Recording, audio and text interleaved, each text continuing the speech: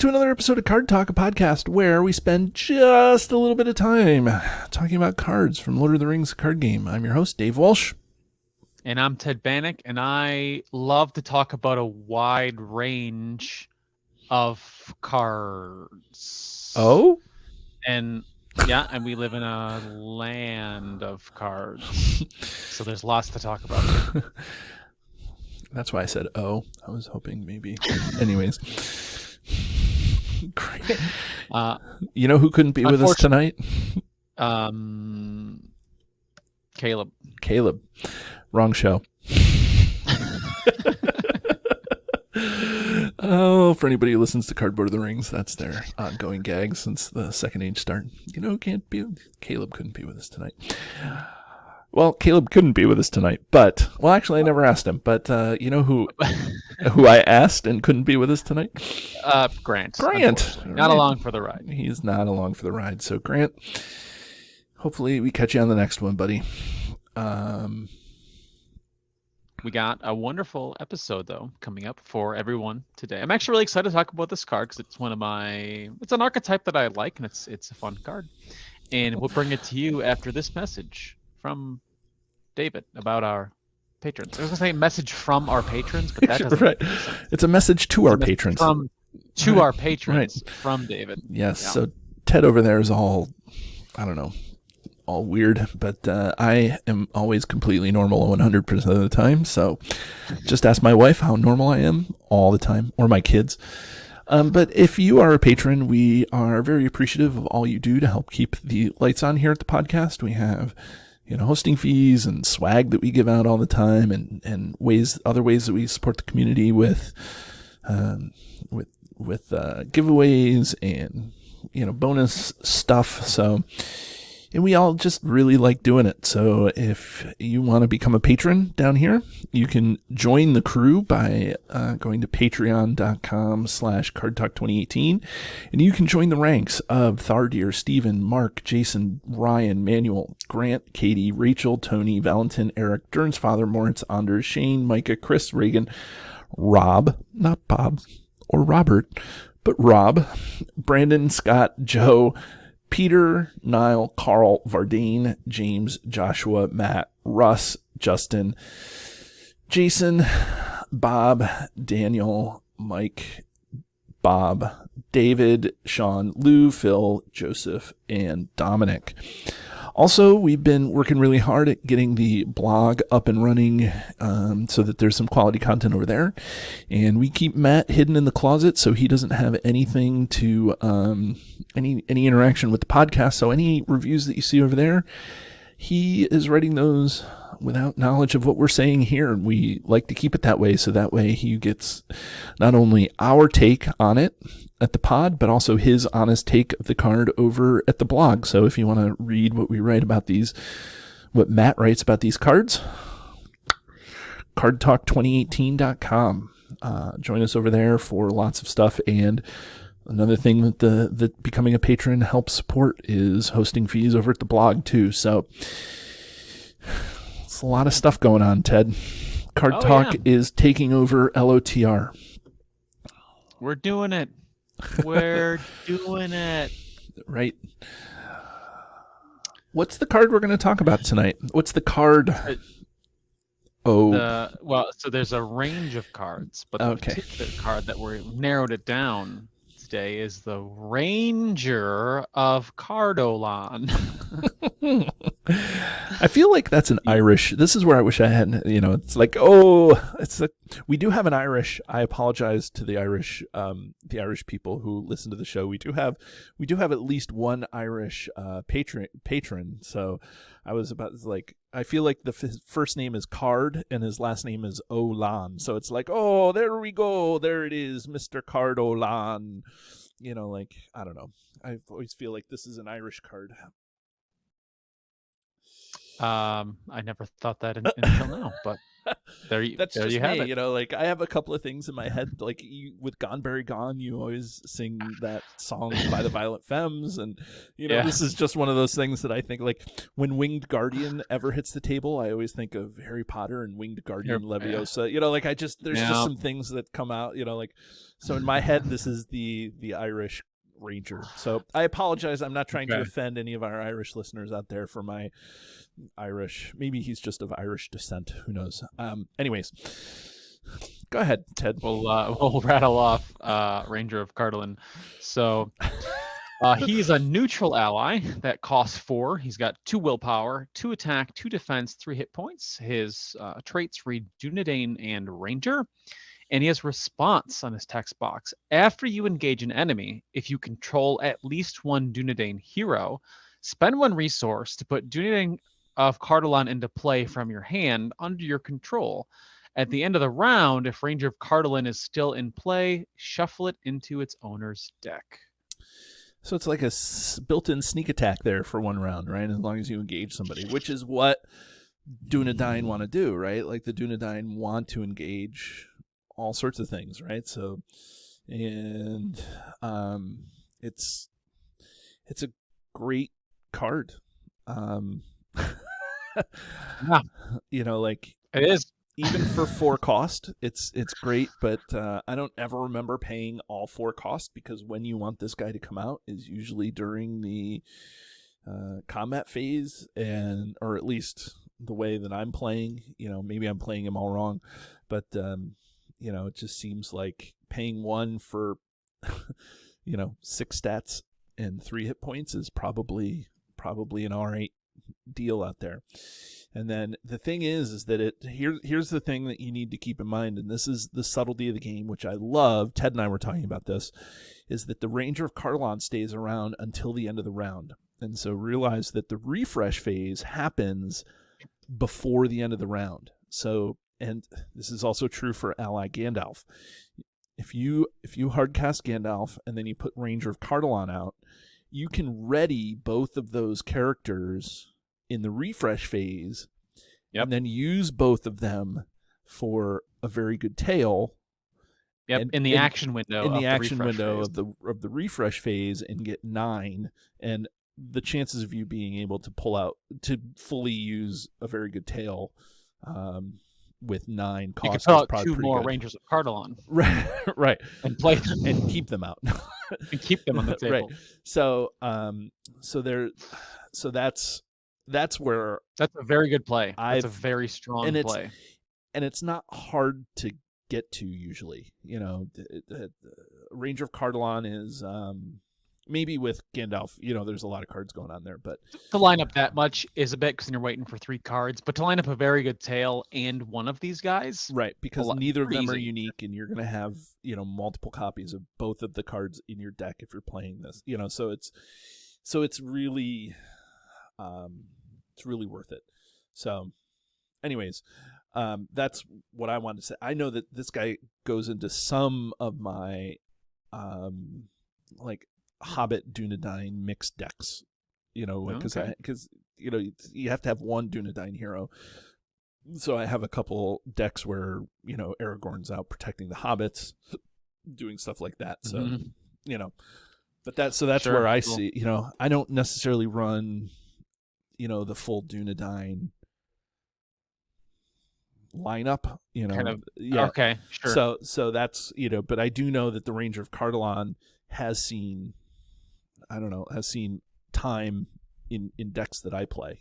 Just you're running Lord Aragorn. You put Ranger of Cardolan in there.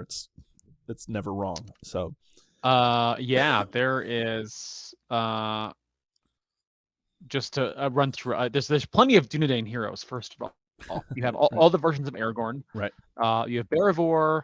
Now with MOTK, you have just any several allies like Anborn.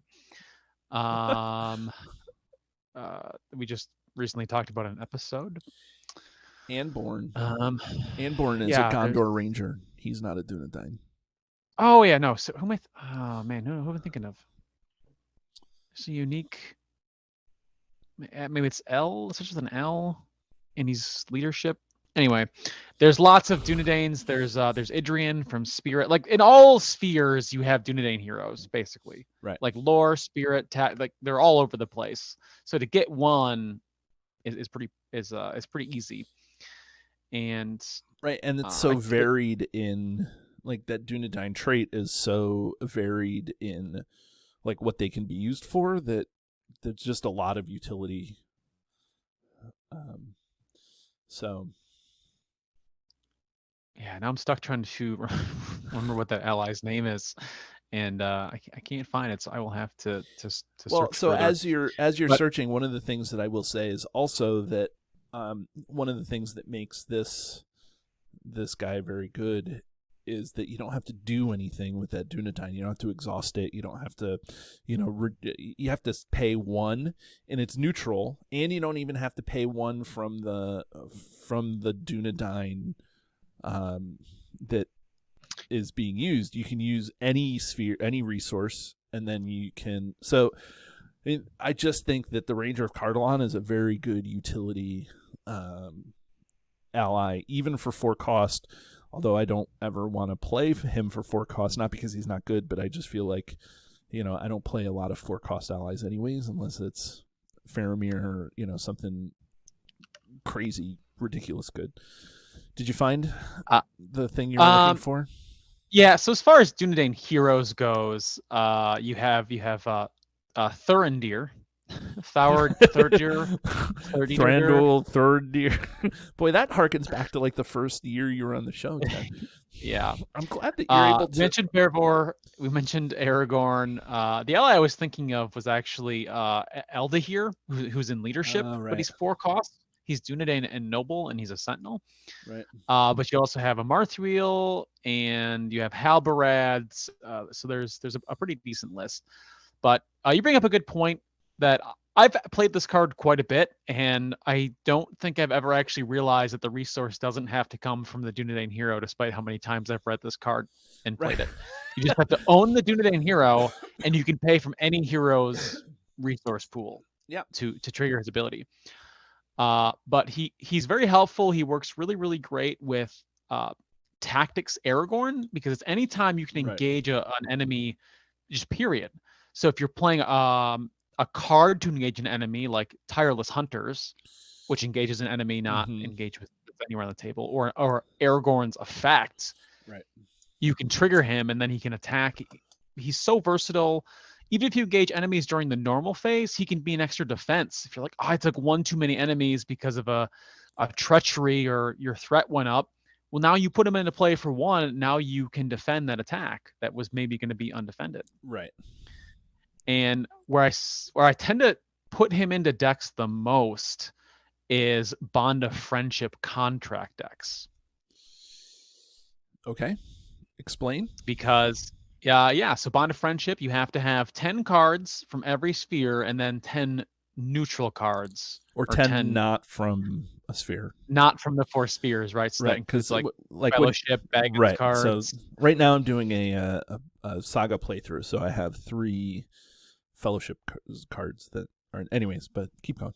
Okay. Well, yeah. So he's great for a Bond of Friendship because you can put in 2 copies, and if you want to hard cast him, you have 4 resources from Bond of Friendship to play him. Additionally, you sort of have an extra floating resource than other decks to use his ability. And also because you have a 4th hero, it's pretty easy to squeeze in a Dunedain hero in that lineup as well to get that ability. Yeah. There are some Dunedain heroes that, don't kill you with threat. I would not suggest Aragorn necessarily as one of those heroes, but in a Bond of Friendship, just because when you're playing the other 3. But if you're playing hobbits and Aragorn, I think that's okay.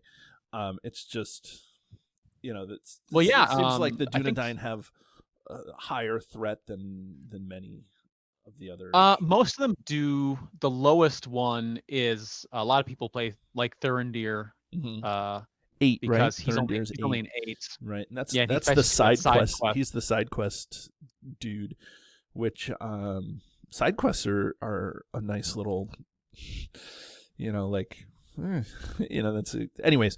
Um, I meant that as a good thing when I was like, oh, like it's good for doing this. But the other thing that you brought up that I don't want to just kind of mention in passing is that when you're playing the right deck, you're engaging enemies not just in the engagement phase, but at any time, because you can play those cards. Like if even the hammer stroke, right? The hammer stroke is kind of like the panic button for everybody, where every enemy engaged comes to that person who plays it. But Mm-hmm. I mean, that's just an action, and you don't have to play it during the engagement phase. You can play it during refresh, or during I planning, or think, whatever. yeah. Well, some of those cards, I think Hammer Stroke specifically is like an engagement action, Okay, and I mentioned Tireless Hunters, which I right. think is a combat action that you have to play, but like before you take attack. So some of those cards have stipulations, but obviously just read the card. Right, read the card. But I guess the greater point that I have is that you can get, it's possible for you to have a way to engage enemies during the questing phase, and Oh, and then absolute. you can pull out the range. You can engage an enemy and pull out a Ranger of Cardolan, and have the Ranger of Cardolan out for the rest of the turn to do whatever you want the Ranger to do. Absorb archery and things like that. If you're waiting for the engagement phase, that's still great, but why not also see what else you can do. Like there's a lot of cards that allow you to engage out of phase. Yeah, there's actually speaking of Dunedain, there is an ally from the core set, Son of Arnor, Son of Arnor, who right? he is a response for he's a 3 leadership ally, and his response is after he enters play, choose an enemy card in the staging area, or currently engage with another player, engage that enemy. Right. And you could even play him during the planning phase, and then put out the Ranger of Cardolan and then quest with his 2 willpower if you wanted to. So Right. there's Well, all that's kinds of right. tricks with him that you're suggesting. Yeah. Right. And I don't think that so one of the things that I want to make sure that is like, I don't think that any of those tricks are necessarily hard to get to either. Mhm. Like I think that if you're playing the engagement Dunedain thing, I don't think that that's hard to play the Ranger of Cardolan out of, not in the engagement phase. I think that's pretty straightforward. So that's what I'm saying. Like, so as you look at Ranger of Cardolan, I think that he is very versatile, as long as you have the Dunedain hero.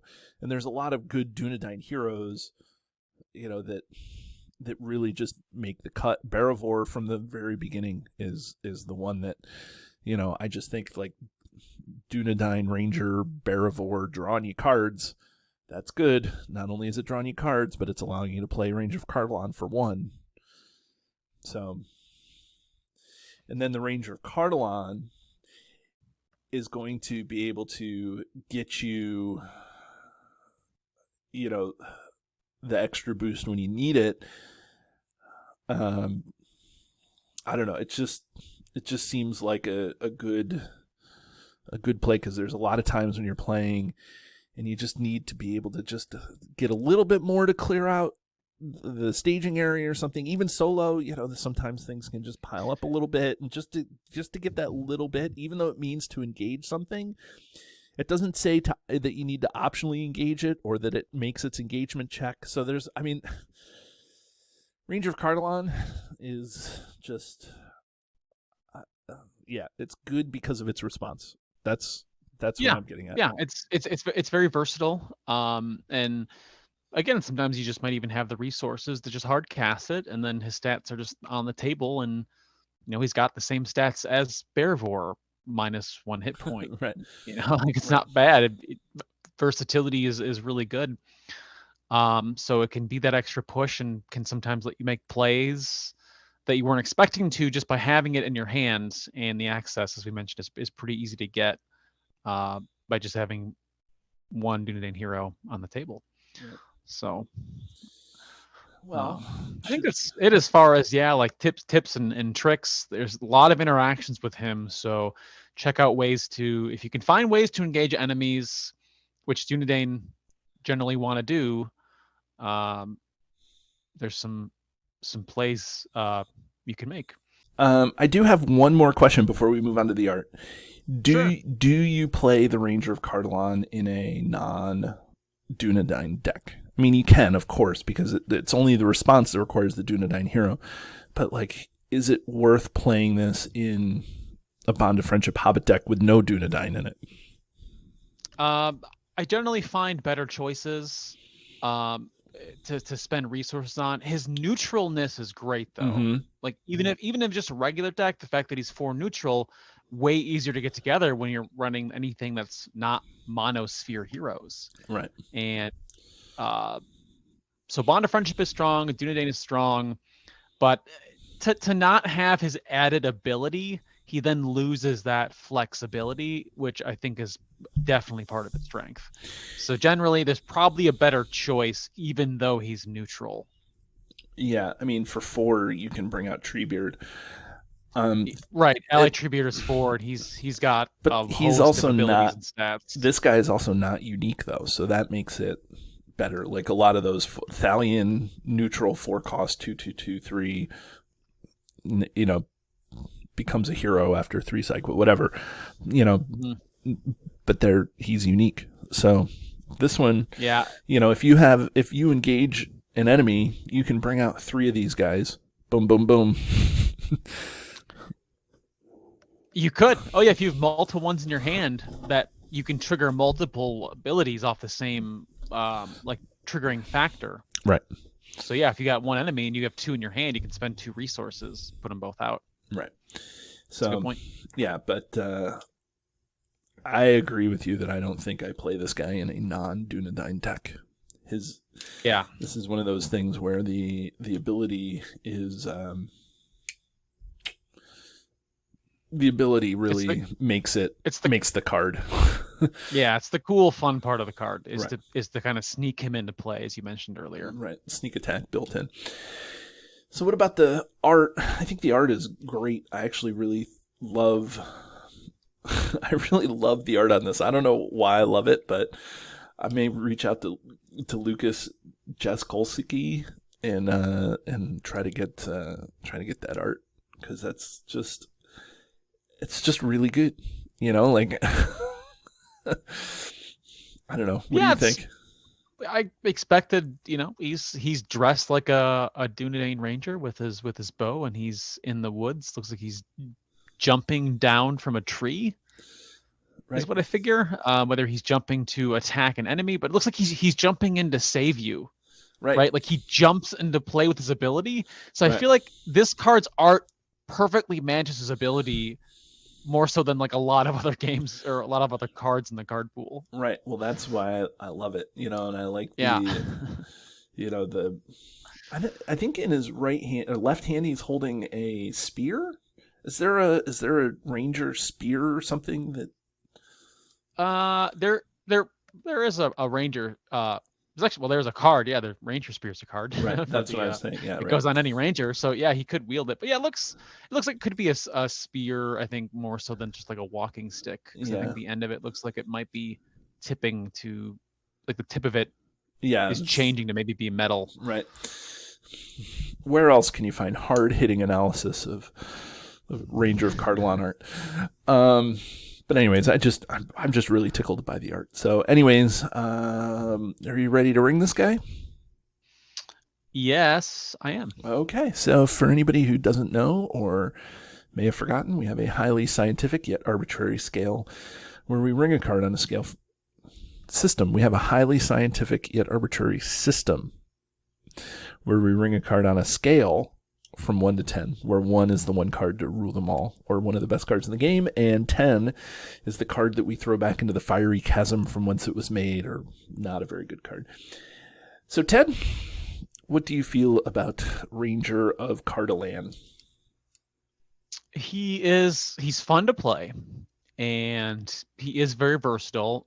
He's restricted to having that Dunedain hero, but again, your deck doesn't have to be a Dunedain deck. As you mentioned, you could be putting Barivore in your deck just to draw cards, and now you have this added option. Right. So he's fun to play. He's not it's nice if you are paying for that to hard cast him. You generally want some other type of ability.